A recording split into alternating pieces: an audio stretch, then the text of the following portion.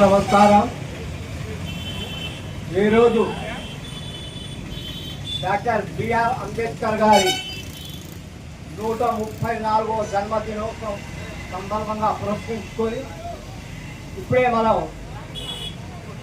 అంబేద్కర్ నగర్లో జరిగినటువంటి అంబేద్కర్ గారి జన్మదినంలో పాల్గొని ఆ తర్వాత మనం ఈ సెంటర్కి చేరినాం. అక్కడ కూడా ఉపన్యాసం ఇచ్చినాము. అంటే అంబేద్కర్ గారి విషయాన్ని పూర్తిగా మనం అక్కడే వివరించినాం కాబట్టి ఇక్కడ రెండవ అంశం ఉంది. ఈ రెండవ అంశం ఏంటంటే వక్ఫ్. ఈ వక్ఫ్ బోర్డ్ అనేది మనకు నిజాం గారు దిగిపోయేటప్పుడు ఈ వక్ఫ్ ఆస్తులు ఎవరి చేతుల్లో ఉండాలా, ఈ ఆస్తులు ఏం కావాలా అనేటటువంటి చట్టం నెహ్రూ గారు 17 సంవత్సరాలు పరిపాలించిన ఇందిరమ్మ గారి టైంలో ఈ వక్ఫ్ చట్టాన్ని పునరుద్ధరణ కావటం జరిగింది. ఈ చట్టం పూర్తి స్థాయిలో మన్మోహన్ సింగ్ గారు సెప్టెంబర్ 2000 సెప్టెంబర్ 14వ తేదీ వరకు ఇది మన్మోహన్ సింగ్ గారి చేతిలో ఉన్నది. ఆ తర్వాత ఏ ప్రభుత్వాలు వచ్చినాయి, ఏమేమి జరుగుతున్నాయి అనేది మన అందరికీ తెలిసిన విషయం. ఏదైతే చూపించాల్సిన అవసరం ఇక్కడ లేదు. ఏదైతే వక్ఫ్ ఉందో ఈ వక్ఫ్ చట్టంలో మార్పులు చేర్పులు చేయాలనేటువంటి ప్రభుత్వం చేయండి. వక్ఫ్లో ఏమైనా అవకతవకలు ఉంటే దాన్ని మార్పులు చేయడానికి ఆ వక్ఫ్లో ఉన్నటువంటి మైనార్టీస్నే కనుక నియమించి ఆ వక్ఫ్ చట్టాన్ని ఏమైనా మార్పులు చేర్పులు చేయవచ్చు. అయితే అందులో కూడాను అన్ని కాదు, మన తమ్ముళ్ళందరినీ కూడా కొంతమందిని అందులో ఇన్వాల్వ్మెంట్ చేసి తద్వారా వారి ద్వారా వక్ఫ్ ఆస్తుల్ని లాక్కోవడం కోసం ఈ బీజేపీ ప్రభుత్వం చేసేటువంటి పన్నాగం అనేది క్లియర్గా ఇక్కడ తెలిసిపోతుంది. అయితే అనేకమైన చట్టాలు ఉన్నాయి. ఇక్కడ అన్ని దేవుళ్లకు చట్టాలు ఉన్నాయి. ఆ చట్టాల్లో కూడాను అవి కూడా రద్దు చేసి ముస్లిం సోదరులు కూడా అందులో ఇన్వాల్వ్మెంట్ చేస్తున్నారు ప్రభుత్వం. మరి ఇక్కడ ఎందుకు విశిక్షణ, ఈ విశిక్షణ ఎందుకు జరుగుతుందో అనేది మనం అందరం ఒకసారి గమనించవలసిన అవసరం ఉంది. రాజ్యాంగం రచించిన మహానుభావుడు డాక్టర్ బిఆర్ అంబేద్కర్ గారు ఆ రోజు ఇది కాదన్నారా? ముస్లింలకి అది హిందువులకి ఇంకోటి ఆయన అన్నారా?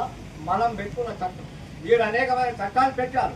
ఖబర్దార్ మోడీ అనుకుంటున్నాను, ముస్లింస్ ఏ తప్పులో లేరు, అందరూ కలిసిమెలిసి బతుకుతున్నాం బిడ్డ నువ్వు అనుకుంటున్నావు.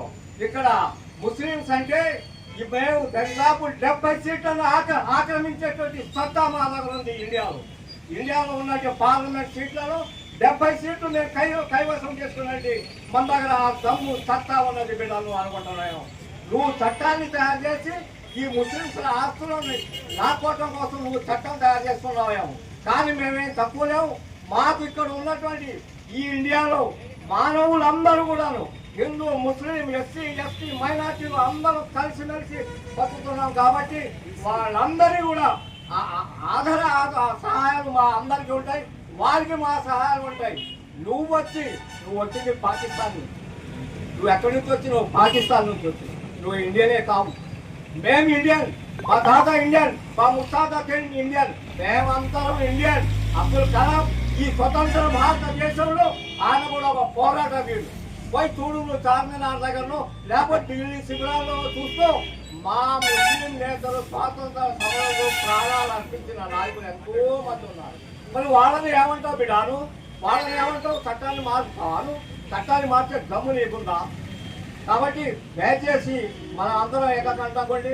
మనమే అంటే కాదు, మన దగ్గర తిరిగేటట్టు అన్ని జాతుల వాళ్ళని కలుపుకొని ఈ ఉద్యమం ఎక్కువగా చేయవలసిందిగా కోరుకుంటూ ముఖ్యంగా మైనార్టీ అయినటువంటి ముస్లింలను అనేక ఇబ్బందులకు గురి చేస్తూ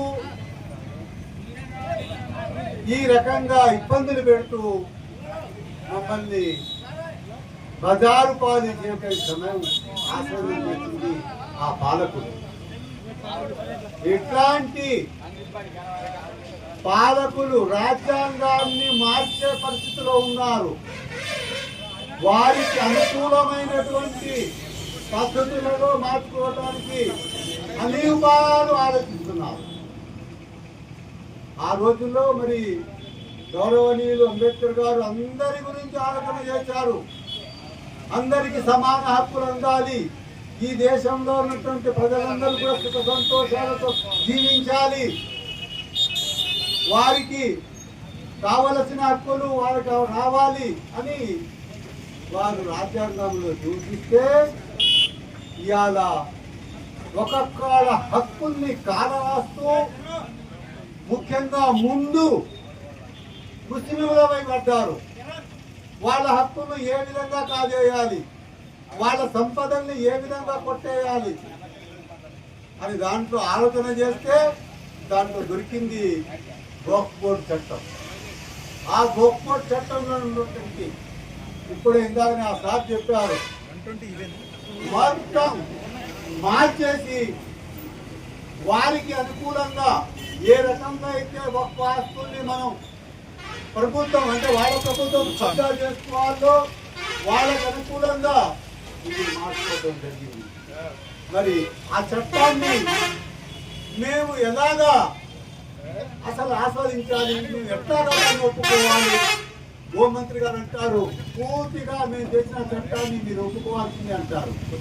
మా దోస్తు ఉండేవారు ఈ రోజు నాకు గుర్తు వస్తున్నారు, ఊటుకూరు వాడిన వారు. ఆయన పక్క ఆర్ఎస్ఎస్ అయినా ఆయన నేను కూర్చొని గంటల కొద్ది మాట్లాడుకోలేదు. ఆయన ఏమన్నారంటే ప్రజలకి ఆయన చెప్పిన మాట ఆయన తెలిపారు లేడు, ఆయన చెప్పిన నాకు మాట ఇప్పుడు నాకు గుర్తు వస్తా ఉంది. ఆయన నాకు చెప్పింది ఏంటంటే చేయాలి, ఏ ప్రభుత్వం వచ్చినా ప్రజలకి వ్యతిరేకమైన ప్రజలకు నష్టం కలిగించే పనులు ఏదైనా చేస్తే దాన్ని ఎవరూ సహించరు. ముస్లిమేతరులకు కూడా అవకాశం కల్పించారు. ఇది చాలా దారుణం అంటే దారుణం అండి.